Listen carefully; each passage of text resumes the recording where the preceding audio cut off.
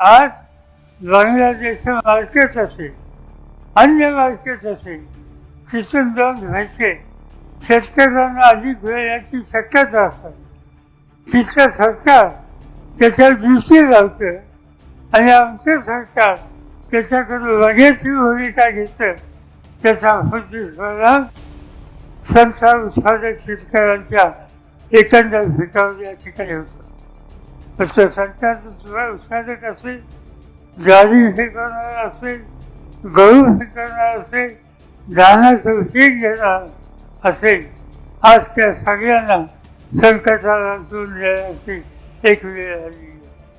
अनेक वेळा सांगितलं की उत्पादन खर्चाचा विचार करून आम्ही किंमत देऊ. त्यासाठी एक कमिशन नेलं.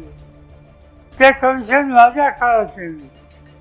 त्याचा रिपोर्ट आला, पण त्याची अंमलबजावणी ही करण्याची जबाबदारी मोदी यांच्या सरकार यांची होती.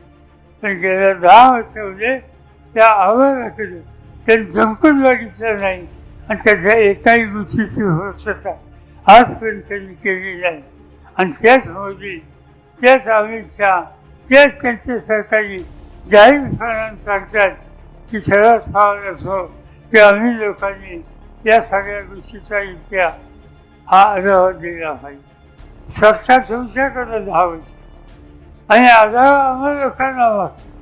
याचा अर्थ हाच आहे की सत्ता हातात असल्याच्या नंतर आमचं कर्तव्य पार पाडण्याच्यासाठी जी जबाबदारी त्याच्याकडे झुंकून न बघण्याची नीती आजच्या प्रधानमंत्र्यांची आहे.